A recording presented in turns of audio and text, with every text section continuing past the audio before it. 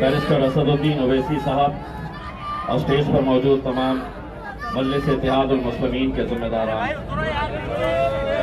यहाँ देखकर मैं एक बात कहना चाहता हूँ, ऐसे डसेगा कौन, सब जानता हूँ मैं।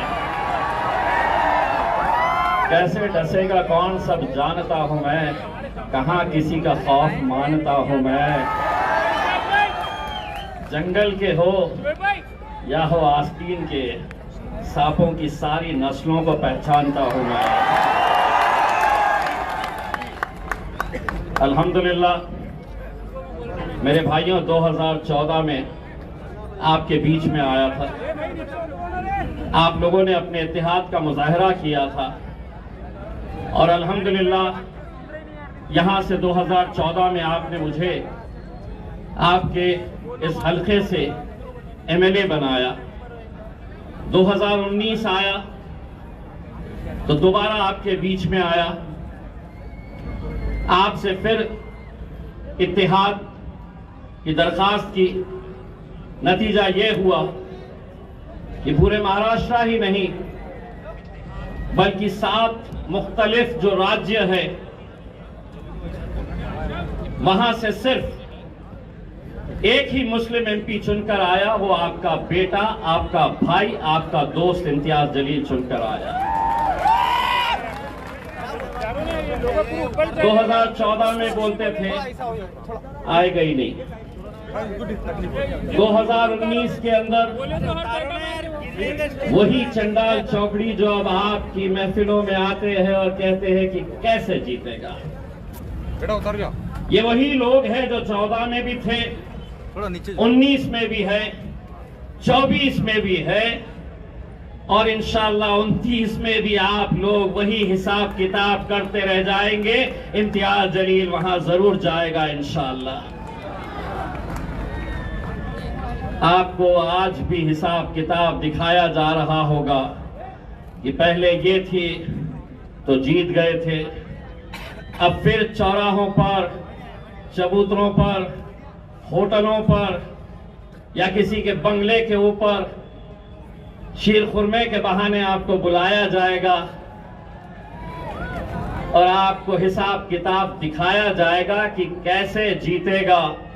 मैं उनको एक बात कहता हूं, तुम्हें जमीन के ऊपर मेरा हिसाब किताब कर दो, लेकिन मेरा हिसाब तो मेरा रब वहां पर बैठ कर करता है अल्हम्दुलिल्लाह। वरना क्या वजह है, ये आज जो भी साजिशें चल रही है, ये वही लोग हैं जो कहते थे कि आएगा ही नहीं। उनके बोलने का अंदाज आता क्या, कैसे आता, हिसाब किताब गिनती सब बताते रहते थे, लेकिन अल्हम्दुलिल्लाह आए। और आज जब ये इलेक्शन हो रहे तो आप एक साजिश तो अच्छी तरह से समझ चुके होंगे कि मुसलमानों का एक गठ है और एक गुट है जो कहता है कि नरेंद्र मोदी को हमें हराना है तो यहां पर शिवसेना को जिताना है। वाह,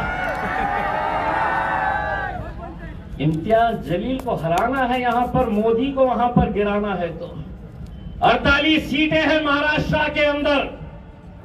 मैं आपको यकीन के साथ कहता हूं, अगर उन 48 में से 47 भी अगर ये जीत गए, जब वक्त आएगा नरेंद्र मोदी की आंखों में डालने का तो भीगी बिल्ली बनकर ये बैठे रहेंगे और वहां पर असदुद्दीन ओवैसी, अख्तरुल ईमान साहब और इम्तियाज जलील नरेंद्र मोदी की आंखों में आके डाल कर ललकारेगा।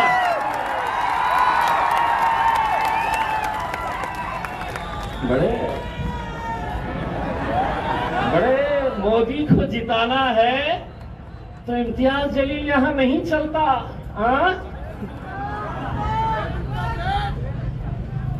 ये आपकी यही गुलामगिरी, यही चाटुगिरी, यही तलवे चाटने की वजह से आज इस मुल्क से आपकी क़यादत खत्म हो चुकी है। यही तलवे चाटने से कभी सोचा था किसी ने ये औरंगाबाद जैसे शहर से जहां शिवसेना कहती थी कि यह हमारा गढ़ है, किसी ने तस्वर नहीं किया था, लेकिन ये आप लोगों का इत्तेहाद था जिसने यहां से शिवसेना को उखाड़ कर फेंका और मजलिस को यहां पर आपने अपना झंडा लहराया। अब तो कैसे कैसे आ गए हैं।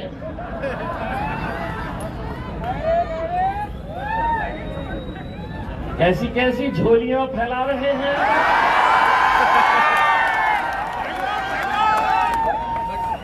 यहां पर भी भेजे गए थे, महफिल मेरी सस्ती है। एक सुन लो रे, तुमको क्या बोलते पता है? बेगानी शादी में जब मेरी महफिल सस्ती है आ जाते, बोले चलो दूल्हे बन जाएंगे घर। हर वक्त आप देख लीजिएगा, जब महफिल सजी कि ले लेते हैं 200-300 रुपये, चलिए आ जाइएगा। तुम चोली यहीं तक फैलाते रहो। कव्वाली सुने हो? पर्द चोली मेरी या मोहम्मद, लौट कर मैं न जाऊंगा खाली। अरे मांगना है तो उससे मांगो रे, किसके सामने तलवे चाट रहे हो? उससे मांगो। और मैं आज भी ये कहता हूं, लोग मुझसे पूछते हैं, ये लोग बार बार पूछते हैं मेरे से, जीतते क्या? कैसा आते? बोले 2019 में आपको कितना भरोसा था कि आप जीतेंगे और 2024 में आपको कितना भरोसा है? तो मैं उनको ये कहता, 2019 के अंदर मुझे 100% यकीन था मैं जीतूंगा, लेकिन अब वो इंतजार करते मैं कुछ तो भी बोलूंगा। अगर 2024 में 200% यकीन है कि 4 जून को हम हिंदुस्तान का सबसे बड़ा जश्न यहां पर मनाएंगे इंशाअल्लाह। और जश्न तो बेटा तेरे घर के सामने भी आके मनाऊंगा इंशाअल्लाह। यही प्यादे हैं, किसके वजह से चल रहे हैं? गाड़ी में पेट्रोल कौन डाल रहा है? सब जानते हैं बेटो, हम सब हिसाब निकाला जाएगा। हर इलेक्शन में ऐसे आते, कोई ना कोई तो आता है गिराते हुए मेरे को। उन्हें क्या मालूम, ये शहर में अब अल्हम्दुलिल्लाह ऐसी फिजा तैयार हो गई। एक रात पहले तक कुछ अलग सोचता है, सुबह जैसे ही फजर पढ़ के बाहर निकल, नक्को रे बाबा पतंग कोई मारो, अपनी पतंग है, अपनी पतंग को उड़ाओ। अल्हम्दुलिल्लाह मेरे भाइयों, आज क्या वजह है कि 10 ऐसे राज्य है जहां से एक भी मुसलमान को टिकट नहीं दिया गया, और ये आपके बीच आ रहे हैं और कहते हैं कि एकलौता एक उसको यहां पर गिराना है। अगर मैं गूंगा, मुक्का और बहरा रहता तो कोई दखल नहीं लेता, बोलता चलने दो। लेकिन उन्हें एक बात पता चली है कि पिछले 20 सालों से पार्लियामेंट के अंदर अकेला मेरे भाई बैरिस्टर असदुद्दीन अवैसी साहब अकेले मुकाबला करते थे।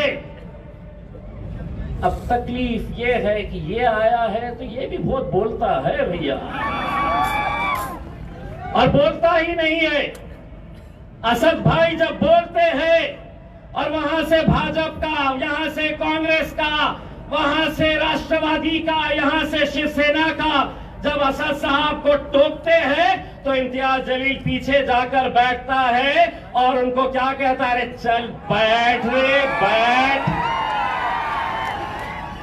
सारी तकलीफ इसी बात की कि कैसे इकलौता एक हजम नहीं हो रहा तुमको। क्या वजह है? क्या वजह है तुम्हारी? उससे तो अच्छे हमारे कहां है वो साहिब खान साहब, खड़े रहो, पतंग उड़ाओ।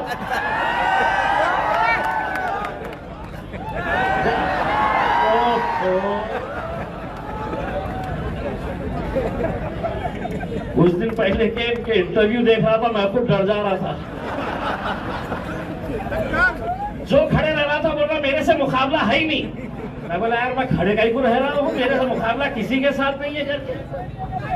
मेरे भाई, मैं आप लोगों से सिर्फ इतना इल्तिजा करने के लिए आया हूँ। असद साहब कल भी रहेंगे इंशाल्लाह। कल 2 जलसे है, एक तो वालुज में शाम में 5 से 7 और दूसरा जलसा रेलवे स्टेशन पे मोइनुल स्कूल के पास उस ग्राउंड के ऊपर है।